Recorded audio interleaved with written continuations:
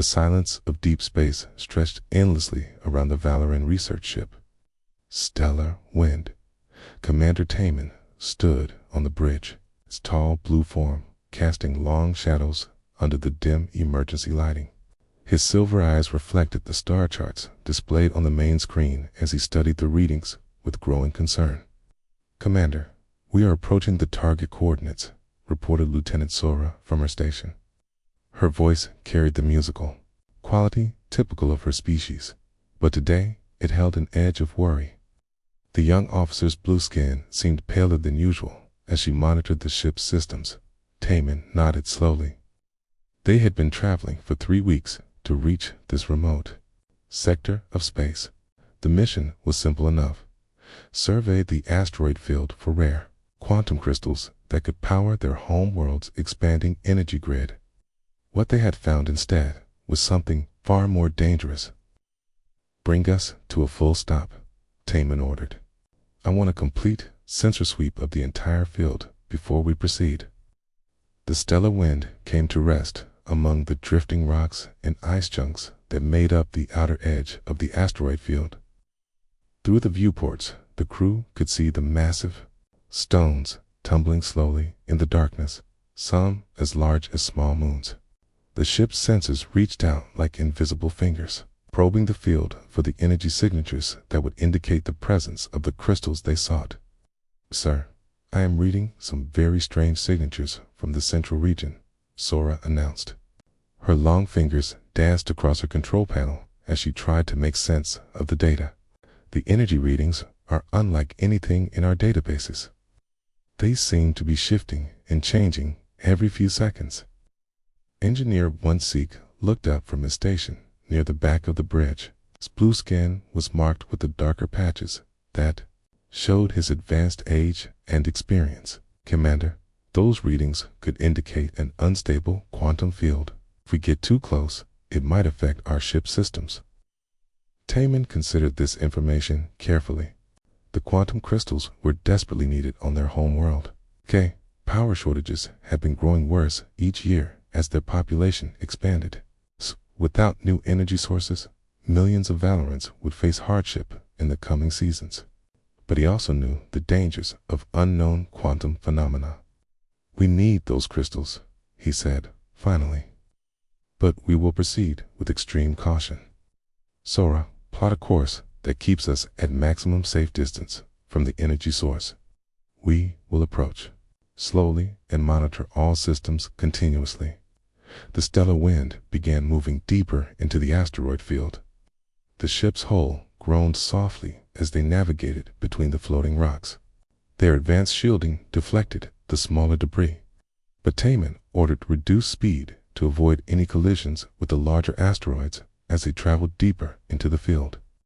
The strange energy readings grew stronger. The ship's instruments began showing fluctuations in their own power systems. Once, Sig frowned as he watched his displays, making constant adjustments to keep everything running smoothly. "Commander, I recommend we stop here," One-Seek called out. "The quantum interference is affecting our navigation systems. If we go much further, we might lose the ability to pilot the ship safely." But before Taman could respond, Sora's voice cut through the bridge with urgent alarm. "Sir, I am detecting massive gravitational distortions directly ahead. The readings are off the scale." The ship shuddered violently as invisible forces grabbed hold of it. Taman felt his stomach drop as the artificial gravity fluctuated wildly around the bridge. Loose objects began floating in the air as the gravity generator struggled to compensate for the external forces. "Full reverse thrust," Taman shouted over the growing noise of stressed metal and overloaded systems. "Get us out of here now." Seek's hands flew over his controls, but his face showed only despair. "The engines are not responding, Commander. Something is interfering with our propulsion systems. We are being pulled deeper into the field." The stellar wind tumbled helplessly through space, caught in the grip of forces beyond their understanding. Through the viewports, the crew could see asteroids rushing past at dangerous speeds. The ship's hull rang like a bell as smaller rocks struck their shields. Emergency power to all systems, Taman ordered, fighting to keep his balance as the ship spun. Divert everything from non-essential functions to the engines. But it was too late. With a sound like thunder, something massive struck the ship's engine section. The lights went out completely for several seconds before the emergency systems kicked in. When the dim red lighting returned, alarms were screaming throughout the ship. One Sikh's voice was barely audible over the noise. "Commander, we have lost main engine power. The quantum drive is completely offline.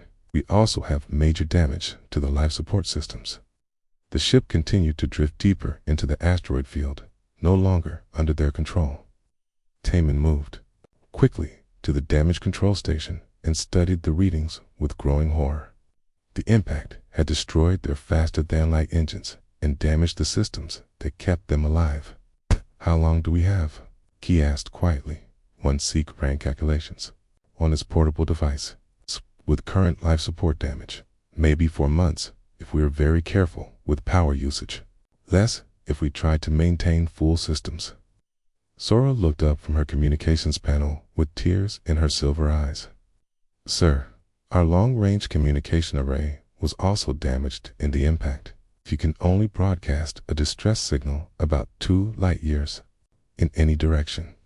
There are no known colonies or shipping lanes within that range."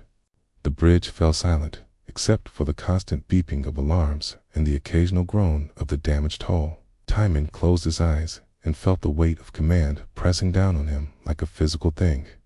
His crew was looking to him for answers, but he had none to give. Their home world was 47 light years away.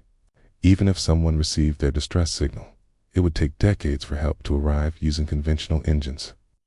They would all be long dead by then. "Commander," Sora said softly, "what are your orders?" Taman opened his eyes and looked at each member of his crew. These brave Valorans had trusted him to bring them home safely. Now he had led them to their deaths in the cold emptiness of space. But he was still their commander, and he would not give up while there was even the smallest chance of survival. "We prepare for long-term survival," he said, with more confidence than he felt. "One Sikh, I want you to shut down all non-essential systems, reduce power consumption to absolute minimum levels. Sora, keep broadcasting our distress signal on all frequencies. Someone might be out there." As his crew worked to carry out his orders, Taman stared out at the asteroid field that had become their prison. Somewhere in the darkness, their ship drifted helplessly among the ancient rocks. Behind them lay their home and families they might never see again. Ahead lay only the vast unknown of deep space, but they were still alive, and where there was life, there was hope, even if that hope was as small and distant as the stars themselves. 3 months had passed since the stellar wind became trapped in the asteroid field. The once proud research vessel now drifted silently through space like a ghost ship. Ice crystals covered the viewports, and the hull had turned cold as the internal heating systems struggled to function on minimal power inside the ship. The corridors were dark and filled with the sound of failing machinery. Water dripped from condensation pipes that could no longer handle the extreme temperature changes. The air felt thin and stale, carrying the metallic taste of recycled oxygen that had been processed too many times. Commander Taman walked slowly through the main corridor, his breath visible in small puffs of vapor. His blue skin had taken on a grayish tone from the cold and stress of their situation. Each step echoed in the empty hallways as he made his daily inspection of their dying ship. The emergency stasis pods lined the bay like silent coffins. 6 pods held his crew members, their vital signs barely registering on the dim displays. Taman stopped at each pod and checked the readings with growing concern. The power levels were dropping faster than expected, and some of the life support connections showed warning lights. Lieutenant Sora lay in the first pod, her young face peaceful behind the frosted glass. Her vital signs flickered weakly on the Monitor heart rate, slow but steady. Brain activity, minimal, as the stasis system kept her in deep sleep. But the pod's power indicator showed only 30% remaining. Engineer 1-Seek was in the next pod. His older body seemed to be handling the stasis better than the younger crew members, but his pod also showed concerning power levels. Machine that kept him alive hummed quietly, but the sound was weaker than it had been weeks ago. Tay-Min moved to his own assigned pod at the end of the row. He had delayed entering stasis to monitor the ship's systems and make repairs where possible. But now there was nothing left to fix. Their engines were dead. Their communication array could barely send a signal beyond the asteroid field, and their life support was failing bit by bit each day. He placed his hand on the cold metal of his stasis pod and felt the weight of command pressing down on him one final time. Once he entered the pod, there would be no one left to watch over his crew or make decisions. They would all be helpless, sleeping in their metal cocoons while their ship continued its slow death spiral through space.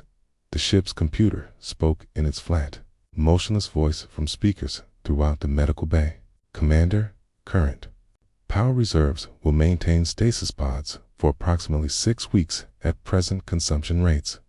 Recommend immediate entry into final stasis pod to maximize survival probability. Taman nodded slowly. The computer had been giving him the same recommendation for days, and each time the estimated survival period grew shorter.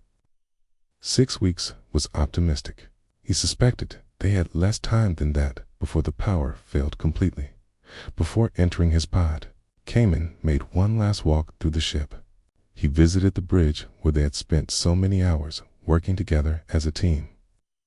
The main screen was dark now, and most of the control panels showed only error messages or blank displays. The captain's chair, where he had made the decision to enter the asteroid field, sat empty and cold in the engine room. The massive quantum drive that had powered their journey lay silent and broken. 1-Seek had worked for weeks trying to repair the damage, but the impact had destroyed too many critical components without replacement parts. The engine was nothing more than expensive metal taking up space. The ship's corridors felt like a tomb as Taman walked back toward the medical bay. His footsteps echoed off the walls, the only sound in the vast emptiness of their disabled vessel. Through the frosted viewports, he could see the asteroid field continuing its ancient dance around them. The massive rocks tumbled slowly in the darkness, indifferent to the small ship trapped among them. Back in the medical bay, Taman activated the ship's final automated systems. The computer would continue broadcasting their distress signal using the last reserves of emergency power. The message would repeat endlessly into the void, a desperate plea for help that might never be heard. The distress signal contained their coordinates, crew status, and a basic description of their situation. It was broadcast in 17 different galactic languages, though Taman doubted anyone would be close enough to receive it. They were too far from any known shipping routes or colonies. As he prepared to enter his stasis pod, Taman recorded a final message for whoever might eventually find their ship. His voice was steady despite the cold and fear that gripped his heart. This is Commander Taman of the Valoran research vessel, Stellar Wind. We have been stranded in this asteroid field for 3 months following engine failure. Our crew of 7 is entering emergency stasis in hopes that someone will find us before our power reserves are exhausted. He paused, looking around the medical bay at his sleeping crew members. These brave Valorans had trusted him to lead them on what should have been a simple survey mission. Instead, he had led them to their probable deaths in the cold emptiness of space. We were searching for quantum crystals to help power our home world. We discovered something we did not understand and paid the price for our curiosity. If you find this message, please know that we fought to survive until the very end. We did not give up hope that someone would come for us. Taman sealed the message in the ship's memory banks and climbed into his stasis pod. The machine began its initialization sequence, preparing to put him into the same deep sleep that held his crew. As the pod systems came online, he felt the familiar tingling sensation as the stasis field began to take effect through the pod's small window. The key could see the medical bay growing dim as non-essential lighting shut down automatically. The other pods glowed softly in the darkness, their occupants sleeping peacefully while their ship continued its lonely journey through space. The last thing Taman saw before the stasis field fully activated was a small red light blinking on the communication panel. Their distress signal was still broadcasting, sending its desperate message into the vast emptiness of space. Someone out there might hear it. Someone might come for them. As consciousness faded away, Commander Taman held on to that small hope.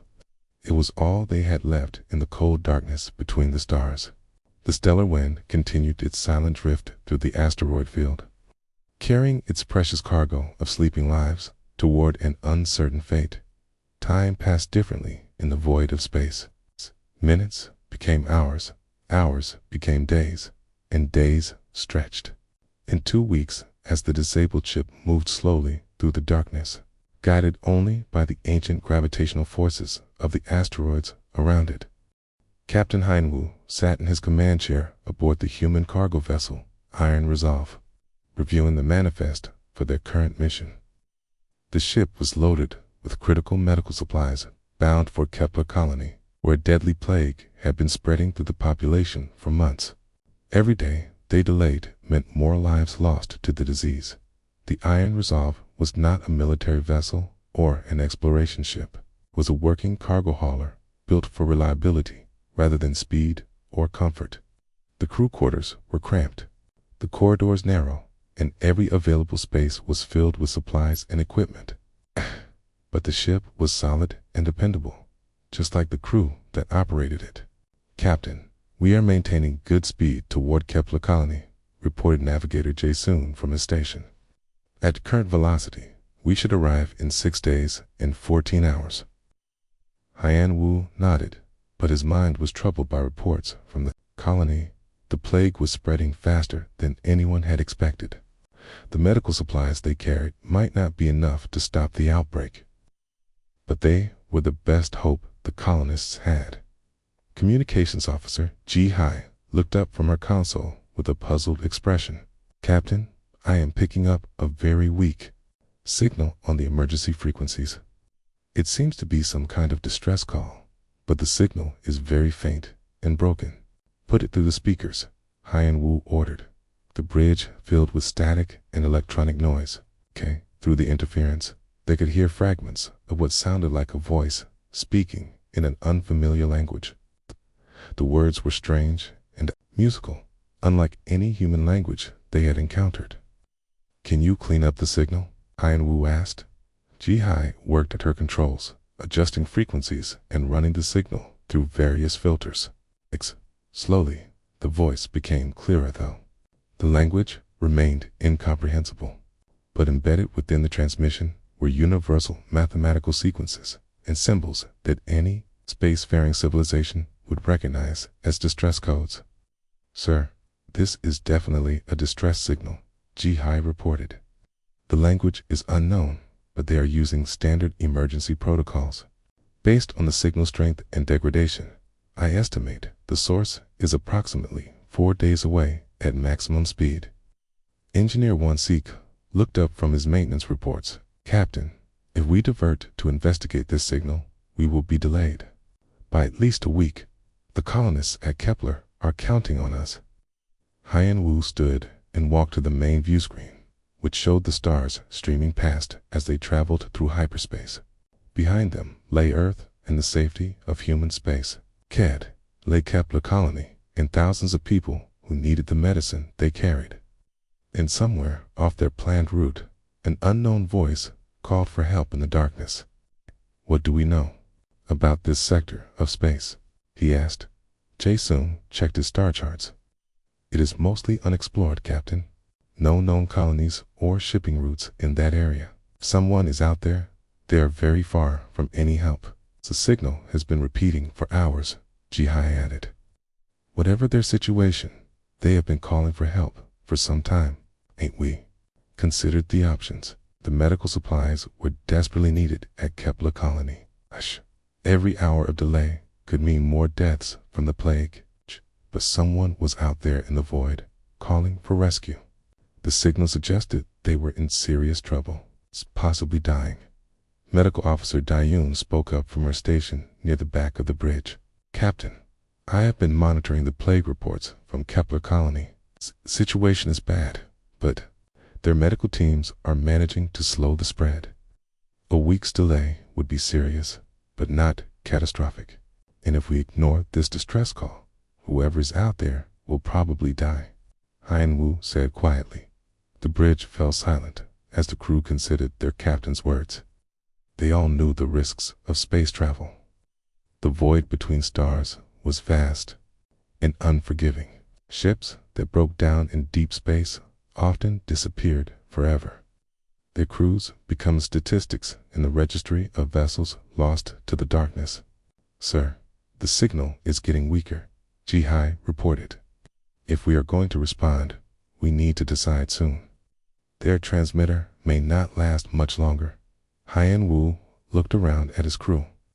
These men and women had signed up for cargo runs, not rescue missions. They had families waiting for them at home and commitments to fulfill. But he also knew their hearts. Humans did not leave people to die in space, even strangers. Plot a course for the signal source, he ordered. Maximum speed. Sir, what about the medical supplies for Kepler Colony? One Sikh asked. We will deliver them after we investigate this distress call. The colonists will have to wait a little longer, but they will understand. We do not abandon people who need help. Jae-sung began entering new coordinates into the navigation system. Course plotted, Captain.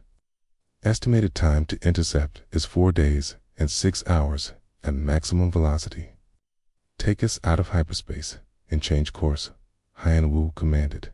The Iron Resolve dropped back into normal space with a slight shudder as the hyperspace engines shut down. Through the view screen, the stars stopped streaming and became fixed points of light. Jae-sung engaged the new heading, and the ship began turning toward the source of the mysterious signal. All hands, this is the captain, Hien Wu announced. Over the ship's communication system. We have received a distress signal from an unknown source. We are changing course to investigate and provide assistance, if possible. I know this delays our mission to Kepler Colony, but we cannot ignore someone who needs help. Throughout the ship, the crew began preparing for whatever they might find. Keen started organizing medical supplies and equipment that might be needed for treating unknown injuries or illnesses. One Sikh began checking the ship's systems to make sure they could handle any rescue operations. Captain, I am getting a better reading on the signal now that we are closer, Jihai reported. It contains coordinates, crew status information, and what appears to be a description of their situation. The language is still unknown, but the mathematical data is clear. What can you tell me about their condition? Based on the signal patterns, they appear to be in emergency stasis. The power levels are very low, and their life support systems are failing. Sir, I do not think they have much time left. Hien Wu felt the weight of responsibility settling on his shoulders. Somewhere ahead in the darkness, unknown beings were dying while waiting for rescue. The Iron Resolve was their only hope, and time was running out. Push the engines to maximum sustainable velocity, he ordered. We need to reach them as fast as possible. The ship accelerated through space, racing toward coordinates that held either salvation or tragedy for the unknown beings calling for help in the void. The Iron Resolve dropped out of hyperspace at the edge of the asteroid field. Captain Hien Wu stood on the bridge, staring at the massive rocks floating in the darkness ahead of them. Some of the asteroids were as large as small moons, tumbling slowly in ancient patterns that had remained unchanged for millions of years. Their pointed navigator, Jae-sung, I have the source of the distress signal on sensors. It appears to be a ship of unknown design trapped deep within the asteroid field. Through the main view screen, they could see a faint glint of metal among the drifting rocks. The alien vessel was barely visible, its hull covered with ice and showing no signs of active power systems. It looked like a tomb floating silently in the void. The ship is approximately 3 kilometers long, reported Communications Officer HFY, much larger than our vessel, but showing almost no energy signatures. Their power systems appear to be nearly dead. Captain Hyanwu studied the tactical display, showing the positions of the asteroids between them and the alien ship. The field was dense and dangerous, filled with rocks that could crush their hull if they made a wrong move. But somewhere in that maze of floating debris, living beings were dying while waiting for rescue. "Can we navigate through the field safely?" he asked. Jae-sung ran calculations on his computer. "It will be very difficult, Captain. The asteroids are moving in unpredictable patterns, and some of them are quite large. We will need to proceed very slowly and carefully." "Then that is what we will do," Hyanwu decided. "Take us in, but watch every sensor reading. I do not want to end up trapped like they are." The iron resolve began moving carefully into the asteroid field. The ship's hull groaned softly as they navigated between the floating rocks of the K. Several times they had to stop and wait for large asteroids to drift past before continuing their approach. As they drew closer to the alien vessel, more details became visible. The ship was beautiful in its own way, with flowing lines and graceful curves that suggested an advanced civilization. But it was also clearly dying. Ice covered most of the hull, and several sections showed damage from impacts with asteroids. Kai, in reading very faint life signs aboard the alien vessel, reported Medical Officer Da-yoon from her station. 7 beings in what appears to be emergency stasis. Their vital signs are extremely weak. Engineer Won-sik looked up from his damage assessment. "Captain, their ship has suffered major engine damage and life support failure. They cannot have much time remaining before their stasis systems fail completely. To prepare a boarding party," Hyanwu ordered. "I will lead the team personally." Won-sik, Da-yoon, you are with me. We need to get those people off their ship and onto ours as quickly as possible. The 3 humans suited up in their emergency space gear and prepared to cross the void between the 2 ships. Hey, carried portable life support equipment, medical supplies, and tools for cutting through damaged bulkheads if necessary. "Be careful over there," Ji-hai called out as they entered the airlock. "We do not know what their atmosphere is like or what other dangers might be waiting." The boarding party used thruster packs to cross the short distance between the ships. The alien vessel loomed above them like a sleeping giant, its hull scarred and frosted with ice. They found an airlock near what appeared to be the ship's main section and began the process of forcing entry. "The airlock systems are not responding," Won-sik reported through his helmet radio. "I am going to have to cut through the outer door." It took 20 minutes to breach the alien airlock using cutting torches. When they finally entered the ship, they found themselves in corridors that were dark and filled with the sound of failing machinery. The air was thin and extremely cold, visible as vapor clouds around their helmet lights. "This way," Da-yoon said, following readings from her medical scanner. "The life signs are coming from this direction." They moved through the alien ship carefully, noting the strange but beautiful architecture. The corridors were taller and wider than human ships required, suggesting that aliens were larger than humans. Everything was covered with frost and ice from the failing life support systems. In the medical bay, they found 7 stasis pods arranged in a neat row. Each pod contained a tall, blue-skinned being unlike anything humans had encountered before. The aliens had elongated limbs and silver eyes that were closed in a deep sleep of stasis. "Their physiology appears to be compatible with our medical equipment," Da-yoon reported after scanning the nearest pod. Similar oxygen requirements and body chemistry. I think we can treat them aboard our ship, but the stasis pods were failing. Several showed critical power levels, and the beings inside were showing signs of severe hypothermia and oxygen deprivation. One pod, containing what appeared to be the ship's commander based on the uniform markings, displayed extremely weak vital signs. "We need to move them now," Dayun said urgently. "Their stasis systems will fail completely within hours." The rescue operation began immediately, working together. The three humans carefully removed each alien from their failing pod and transported them to the Iron Resolve. It was difficult work in the cold, dark corridors of the dying ship, but they persisted until all 7 beings had been moved to safety. Back aboard the Iron Resolve, Dayun worked frantically to stabilize the alien crew. He had never treated non-human patients before, but her medical training and equipment proved adaptable to their alien physiology. One by one, she managed to get them into stable condition in the ship's medical bay. The alien commander was in the worst condition. His vital signs had nearly flatlined during the transfer, and Dayun had to use every technique she knew to keep him alive. But gradually, his condition began to improve as the ship's medical systems provided the support his body needed.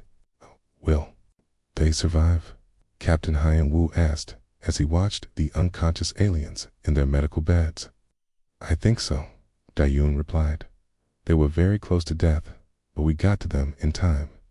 They should begin waking up in a few hours as their bodies recover from the hypothermia and oxygen deprivation." As if responding to her words, one of the aliens began to stir. It was a younger female with silver eyes that opened slowly and looked around the medical bay with confusion and fear. When she saw the human standing nearby, her eyes widened with shock. Captain Hyan-Woo raised his hands in a peaceful gesture and spoke softly. "We are here to help you. You are safe now."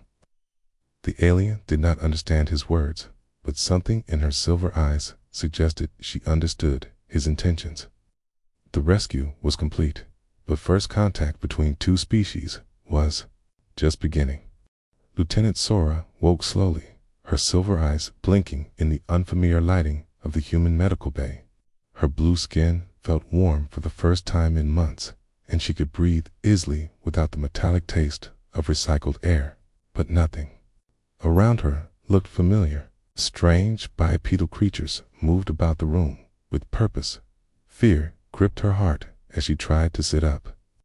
These beings were shorter than Valorant's, with pale pink skin and dark hair. They wore uniforms she did not recognize and spoke in harsh, guttural sounds that hurt her ears. Had they been captured by some unknown enemy species? Medical Officer Dayun noticed Sora was awake and approached slowly, her hands raised in a peaceful gesture. She spoke softly in her own language, but the musical quality of her voice seemed to calm the frightened alien. Sora watched carefully as the human female checked various medical instruments connected to her body. The creature's movements were gentle and careful, showing no signs of aggression or hostility. When their eyes met, Sora saw something she had not expected: kindness and concern. Over the next few hours, more of the Valorant crew began to wake up. Each showed the same initial fear and confusion, but gradually they began to understand that these strange beings meant them no harm. The humans provided food, water, medical care without asking for anything in return. Commander Taman was the last to regain consciousness. His condition had been critical during the rescue, and Dayun had worked for hours to stabilize his vital signs. When he finally opened his silver eyes, Sora was sitting beside his medical bed, trying to communicate with Captain Hyan-Woo using hand gestures and simple drawings. Commander Sora said in their own language, relief evident in her musical voice, "We are alive. These beings saved us from the dying ship." Taman struggled to sit up, his body still weak from the long stasis and near-death experience. He looked around the medical bay and saw his entire crew alive and recovering. It seemed impossible after the hopeless situation they had faced aboard the Stellar Wind. "Who are they?" asked weakly. "I do not know," Sora replied. "But they rescued us when we were dying. They brought us aboard their ship and have been caring for us ever since." Captain Hyanwu approached the commander's bed and bowed slightly in a gesture of respect. Tommen studied the human's face and saw the same kindness that Sora had noticed. These beings had saved them. But why? What did they want in return? Communication proved to be the first major challenge. The two species had completely different languages, vocal structures, and ways of expressing ideas. But Sora proved to be gifted at finding ways to bridge the gap. She began with simple mathematical concepts, drawing numbers and equations that both species could understand. From mathematics, she moved to basic physics and astronomy. She drew pictures of stars, planets, and spacecraft to establish common reference points. Slowly, painstakingly, she began to build a foundation for communication between the two species. Captain Hyanwu was patient and encouraging throughout the process. He brought star charts and technical manuals to help with the translation efforts. When Sora managed to convey that their home world was 47 light years away, his expression showed genuine sympathy for their situation.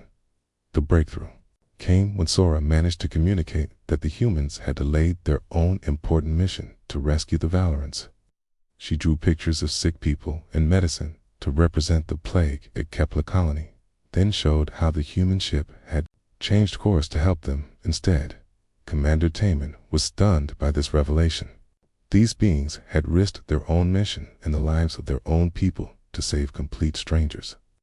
In Valorant society, such selfless behavior was considered the highest form of honor, but it was rare even among their own species. As the days passed, the crew of the Iron Resolve continued their journey toward Kepler Colony with their unexpected passengers. As the Valorants slowly regained their strength and began to explore the human ship, they were amazed by the efficiency and practicality of human engineering, so different from their own elegant but complex designs. Engineer 1-Seek spent hours showing the Valorant engineer their quantum drive systems and navigation equipment. Despite the language barrier, technical knowledge seemed to transcend species boundaries. The two engineers communicated through diagrams and demonstrations, sharing ideas that benefited both crews. When they finally reached Kepler Colony, the human medical supplies were delivered to grateful colonists who had been fighting the plague for months. The delay caused by the rescue mission had cost precious time, but no one complained. The colonists understood that lives had been saved, and that was what mattered most. Commander Tamon insisted on staying to help distribute the medical supplies. Despite not understanding the human language, he worked alongside Captain Hyanwu, organizing relief efforts and coordinating with colonial authorities. Actions spoke louder than words, and his assistance was deeply appreciated. During their time at the colony, Sora continued working on translation between the two species. She had made remarkable progress, managing to establish basic vocabulary for common concepts. When she finally managed to convey the phrase, "thank you," in human language, there were tears in her silver eyes. The real surprise came when the Iron Resolve prepared to transport the Valorants toward their home world. Commander Tamon presented Captain Hyanwu with a small device from their rescued ship, a navigation computer containing detailed star charts of unexplored regions. Through Sora's translation, Tamon explained that this technology could help humans explore new areas of space safely. It was a gift from the Valoran government, he said. Though Sora suspected he was taking liberties with his authority to offer such valuable technology, but the greatest gift was yet to come. As the Iron Resolve prepared to leave Kepler Colony, they received a message on long-range communications from the Valoran homeworld. The government had learned of the rescue and wanted to establish formal diplomatic contact with humanity. Captain Hyanwu stood on his bridge, reading the translated message with amazement. His simple decision to help strangers in distress opened the door to humanity's first interstellar alliance. The Valorants offered to share their advanced technologies in exchange for human friendship and cooperation. "We do not leave people to die in the void," he had told his crew when they first detected the distress signal. Those words had become the foundation for a new era of cooperation between two species who had found common ground in their shared values of compassion and courage. As the Iron Resolve began its journey toward Valorant space, carrying the rescued crew home, both species looked forward to a future built on mutual respect and the understanding that helping others was not just the right thing to do, it was what made them both truly civilized. The stars that had once separated them now became pathways, connecting two worlds in friendship, all because humans refused to ignore a cry for help in the darkness of space.